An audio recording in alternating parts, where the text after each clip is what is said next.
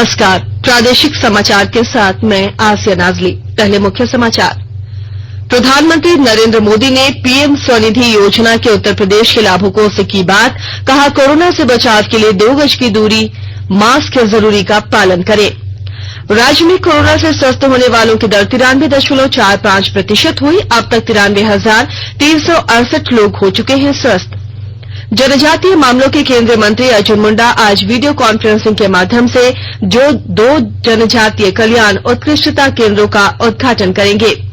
और बिहार चुनाव के पहले चरण के लिए कल 16 जिलों के 71 निर्वाचन क्षेत्रों में होगा मतदान। अब समाचार विस्तार से। कोविड-19 महामारी के खिलाफ देश एकजुट होकर लड़ रहा है। आप भी हमारे साथ सुरक्षा और बचाव के 3 आसान एहतियाती उपायों का संकल्प लें। मास्क पहने, 2 गज की दूरी है जरूरी, सुरक्षित दूरी बनाए रखें, हाथ और मुंह साफ रखें। प्रधानमंत्री नरेंद्र मोदी ने आज देशवासियों से अपील की है कि त्योहार मनाते समय कोरोना संबंधी सतर्कता में कोई ढिलाई न बरतें।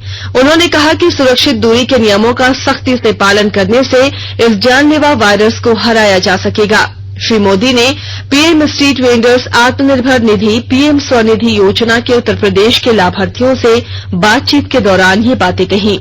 प्रधानमंत्री ने कहा कि जनधन, आयुष्मान, उज्ज्वला, पीएम स्वनिधि जैसी कई सरकारी योजनाओं से लोगों को बेहतर ढंग से कोविड महामारी से लड़ने में मदद मिली है।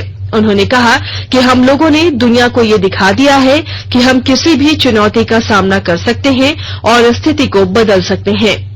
प्रधानमंत्री ने कहा कि बैंक अब देश के गरीबों तक पहुंच रहे हैं और ये सरकार के निरंतर प्रयास का ही परिणाम है।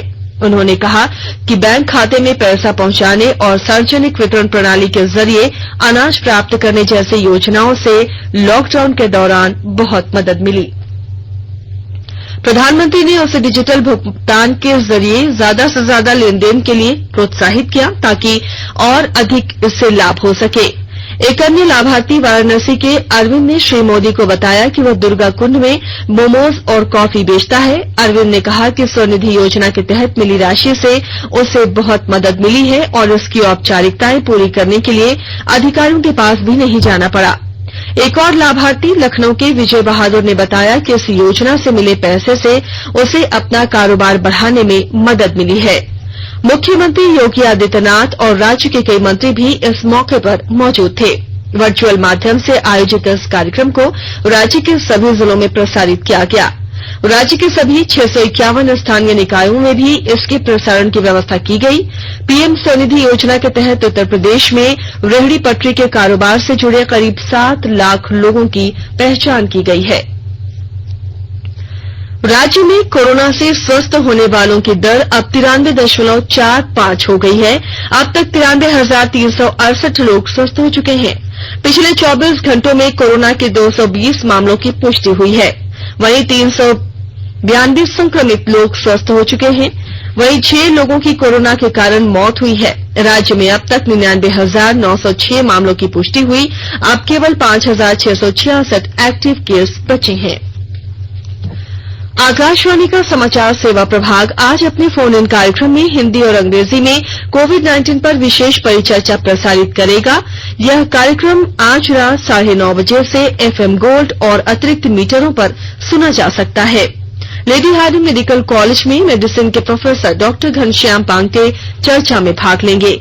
श्रोता हमारे टोल फ्री नंबर 1800-115767 पर फोन करके विशेषज्ञ से सीधे सवाल पूछ सकते हैं। लैंडलाइन नंबर 1011-233-14444 पर भी सवाल पूछे जा सकते हैं। नंबर एक बार फिर सुन लीजिए, 1800-115767 और 11-233-14444। Twitter handle @AIR news alerts पर #AskAIR के जरिए भी सवाल पूछ सकते हैं। यह कार्यक्रम हमारी वेबसाइट newsonair.com और हमारी YouTube channel news on AIR official पर भी उपलब्ध रहेगा। Mobile app news on AIR से भी अपडेट लिए जा सकते हैं। साहिबगंज जिले में पुलिस संस्मरण दिवस पर आज रन फॉर यूनिटी का आयोजन सिद्धू कान्हू स्टेडियम से पुलिस लाइन तक किया गया। एसपी अनुरंजन किस्पोट्टा ने कहा कि देश पर मर मिटने वाले अमर हो जाते हैं, वे बार बार याद किए जाते हैं। पुलिस जवानों की शहादत को याद करने के लिए हर साल 21 अक्टूबर को पुलिस संस्मरण दिवस मनाया जाता है। इस बार पूरे एक सप्ताह तक कार्यक्रम होना है। इसी क्रम में पिछले दिनों बच्चों के बीच विभिन्न प्रकार की प्रतियोगिता की गई। इस मौके पर एसडीपीओ विजय आशीष कुजूर ने कहा कि यह कार्यक्रम के अगले चरण में शहीदों के घर जाकर उनके परिजनों से मुलाकात करेंगे और उन्हें सम्मानित करेंगे। इससे पूर्व सिद्धू कान्हू स्टेडियम में सफेद झंडा दिखाकर एसपी अनुरंजन किस्पोट्टा ने रन फॉर यूनिटी को रवाना किया। पुलिस लाइन में इसका समापन हुआ। तिलहन में धनबाद जिले को आत्मनिर्भर बनाने के लिए सरसों वही क्रांति नई स्लोगन के साथ कार्य करने का संकल्प लिया गया है। इसके लिए खाद्य एवं आपूर्ति विभाग द्वारा अच्छी किस्म के तिलहन का वितरण किया जा रहा है। और जानकारी दे रहे हैं हमारे संवाददाता। तिलहन में धनबाद जिले को आत्मनिर्भर बनाने के उद्देश्य से सरसों वही क्रांति नई स्लोगन के आधार पर कार्य करने का संकल्प लिया गया है। जिले के कृषि पदाधिकारी ने बताया है कि राष्ट्रीय खाद्य सुरक्षा मिशन के तहत इस कार्य को पूरा करना है। उन्होंने कहा कि जिले में तिलहन का आच्छादन लक्ष्य 10,000 हेक्टेयर से बढ़ाकर 13,088 हेक्टेयर करना है। इसके लिए कृषि विज्ञान केंद्र में सरसों बीज का वितरण किया जा रहा है। कृषकों को सरसों की लेटेस्ट क्वालिटी पूसा 26 दी जा रही है। साथ ही उन्हें बेहतर आच्छादन के लिए प्रशिक्षण भी दिया जा रहा है। आकाशवाणी समाचार के लिए मैं अजय कुमार सिन्हा धनबाद से। आकाशवाणी के ताजा तरीन समाचारों के लिए आप हमारी वेबसाइट newsonair.com पर लॉग इन कर सकते हैं। ताजा समाचार Twitter handle @AIR news alerts और Facebook page All India Radio news पर भी उपलब्ध है। आप प्रादेशिक समाचार एकांश के ट्विटर हैंडल @AIR न्यूज _ और Facebook page AIR news Ranchi के अलावा YouTube channel regional news unit Ranchi पर भी हमारे बुलेटिन सुन सकते हैं। प्रादेशिक समाचार आप आकाशवाणी रांची से सुन रहे हैं और अब पेश है कोरोना से बचाव के कुछ संदेश। कोविड-19 से बचाव और सुरक्षित रहने के 3 उपाय। मास्क लगाएं, 2 गज दूरी है जरूरी, सुरक्षित दूरी रखें, हाथ और मुंह साफ रखें।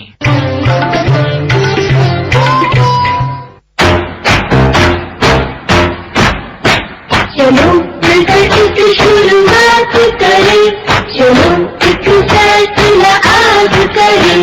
मास्क नहीं तो टोकेंगे, कोरोना को रोकेंगे। चलो एक इरादा करते हैं, चलो एक इरादा करते हैं। मास्क नहीं तो टोकेंगे, कोरोना को रोकेंगे। भारत सरकार द्वारा जनहित में जारी। प्रादेशिक समाचार में एक बार फिर आपका स्वागत है। जनजातीय मामलों के केंद्रीय मंत्री अर्जुन मुंडा आज वीडियो कॉन्फ्रेंसिंग के माध्यम से 2 जनजातीय कल्याण उत्कृष्टता केंद्रों का उद्घाटन करेंगे। इससे झारखंड के 150 गांवों और 30 ग्राम पंचायतों में पंचायती राज संस्थाओं को मजबूती मिलेगी। इस योजना में जनजातीय युवा प्रशिक्षण लेकर इन संस्थाओं के निर्वाचित प्रतिनिधियों को जनजातीय कानूनों और नियमों के बारे में जागरूक करेंगे। इस मॉडल के तहत जनजातीय युवकों के बीच से ही युवा स्वयंसेवियों को व्यक्ति विकास प्रशिक्षण प्रदान करेंगे। इससे उनमें सामाजिक जिम्मेदारी की भावना आएगी, जिसके बाद वे जनजातीय नेताओं के तौर पर अपने समुदाय के लिए काम करेंगे। जागरूकता सप्ताह आज से मनाया जा रहा है, जो 2 नवंबर तक चलेगा। इस वर्ष की थीम है सतर्क भारत समृद्ध भारत। केंद्रीय सतर्कता आयुक्त संजय कोठारी ने इस अवसर पर नई दिल्ली में केंद्रीय सतर्कता आयोग के कार्यालय में कर्मचारियों को संकल्प दिलाया। इस मौके पर उन्होंने कहा कि हम सबको निष्ठा और ईमानदारी से काम करना चाहिए। प्रत्येक वर्ष सप्ताह भर तक चलने वाला यह आयोजन 31 अक्टूबर को सरदार वल्लभ भाई पटेल की जयंती के अवसर पर किया जाता है। केंद्रीय अन्वेषण ब्यूरो सीबीआई भी सतर्कता और भ्रष्टाचार की रोकथाम पर आज से 3 दिन का राष्ट्रीय सम्मेलन आयोजित कर रहा है।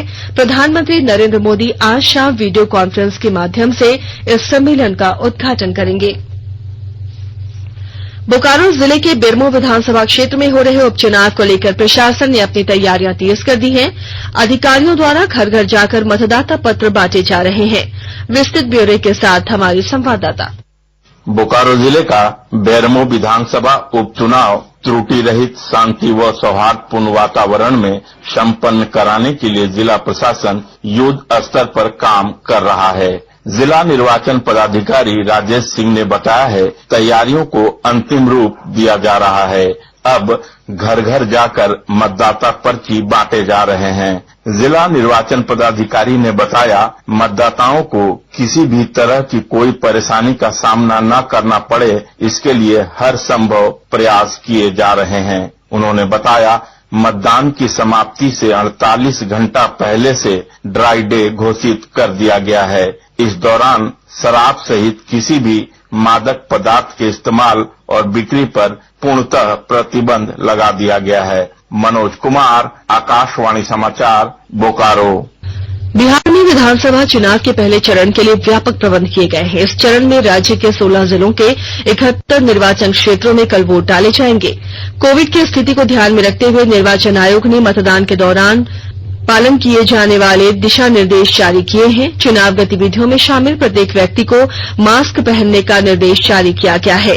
सभी लोगों की थर्मल जांच की जाएगी और मतदान के दौरान सभी स्थानों पर सैनिटाइजर भी उपलब्ध रहेंगे। सभी मतदान केंद्रों को सैनिटाइज किया जाएगा। प्रत्येक मतदान केंद्र पर 1500 के स्थान पर केवल 1000 मतदाता ही मताधिकार का इस्तेमाल करेंगे। मतदान सुबह 7 बजे से शाम 6 बजे तक चलेगा। मुख्य चुनाव अधिकारी एचआर श्रीनिवास ने बताया कि नक्सल प्रभावित क्षेत्रों में मतदान शाम 6 बजे से पहले पूरा कर लिया जाएगा। इधर बिहार विधानसभा चुनाव को देखते हुए गिरिडीह में 2 दिनों तक शराब की बिक्री पर रोक लगा दी गई है। गिरिडीह उपायुक्त राहुल कुमार सिन्हा ने इस आशय का आदेश जारी किया है। बिहार की जिन जिलों में प्रथम चरण में मतदान हो रहा है, उसकी सीमाएं गिरिडीह जिले से सटती हैं, लिहाजा निष्पक्ष और शांतिपूर्ण मतदान के लिए 48 घंटे तक शराब की बिक्री पर रोक लगा दी गई है। बरही प्रखंड के रानीचुआ पंचायत की मुखिया रीता मुर्मू ने पुलिस और नर्स की नौकरी छोड़कर गांव की सेवा के लिए अपना सर्वस्व लगा दिया। गांव की कुरीतियों और समस्याओं को दूर करने का न केवल वो माध्यम बनी, बल्कि इसके लिए ग्रामीण महिला पुरुषों को एकत्रित कर काम भी किया।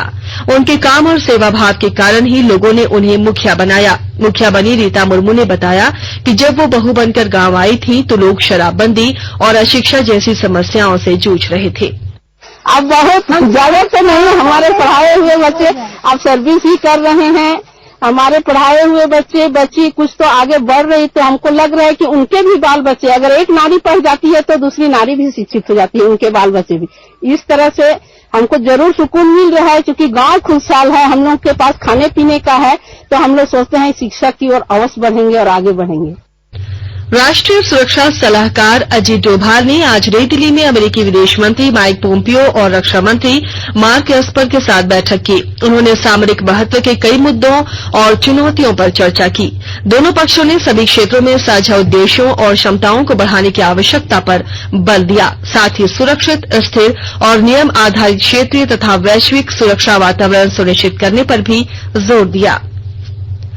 कर्रा थाना क्षेत्र के कई गांवों में हाथियों के आतंक से ग्रामीण परेशान हैं। आसपास के ग्रामीण हाथियों के दल को भगाने में जुट गए हैं। 3 दिन पूर्व वन विभाग और सांसद प्रतिनिधि की ओर से भी हाथियों से बचने के लिए लोगों के बीच पटाखों का वितरण किया गया था। हाथियों के आतंक से महादेव टोंगरी, मसमानो, अंबाटोली, हसबेड़ा, कुदा, गरके, सनाईटोली, मेहा, हसबेड़ा, छाता, बिलसरिंग समेत आसपास के इलाकों में हाथियों के झुंड से लोग दहशत में हैं। दुबई में खेले जा रहे आईपीएल क्रिकेट मैच में आज सनराइजर्स हैदराबाद का मुकाबला दिल्ली कैपिटल से होगा। वहीं कल रात खेले गए मैच में किंग्स 11 पंजाब ने कोलकाता नाइट राइडर्स को 8 विकेट से हरा दिया। पहली बल्लेबाजी करते हुए निर्धारित 20 ओवर में 9 विकेट पर 149 रन ईट राइडर्स ने बनाए। शुभगन गिल ने सबसे अधिक 37 गेंदों में 57 रन का योगदान दिया। किंग्स 11 पंजाब की ओर से मोहम्मद शमी 3 विकेट लेकर सबसे सफल गेंदबाज रहे। और अब अंत में मुख्य समाचार एक बार फिर। प्रधानमंत्री नरेंद्र मोदी ने पीएम स्वनिधि योजना के उत्तर प्रदेश के लाभुकों से की बात। कहा, कोरोना से बचाव के लिए 2 गज दूरी, मास्क है जरूरी का पालन करें। राज्य में कोरोना से स्वस्थ होने वालों की दर 93.45% हुई। अब तक 93,368 लोग हो चुके हैं स्वस्थ। जनजातीय मामलों के केंद्रीय मंत्री अर्जुन मुंडा आज वीडियो कॉन्फ्रेंसिंग के माध्यम से 2 जनजातीय कल्याण उत्कृष्टता केंद्रों का उद्घाटन करेंगे। और बिहार चुनाव के पहले चरण के लिए कल 16 जिलों के 71 निर्वाचन क्षेत्रों में होगा मतदान। इसके साथ ही आकाशवाणी रांची से प्रादेशिक समाचार का ये बुलेटिन समाप्त हुआ। घर में रहिए, सुरक्षित रहिए और सुनते रहिए आकाशवाणी।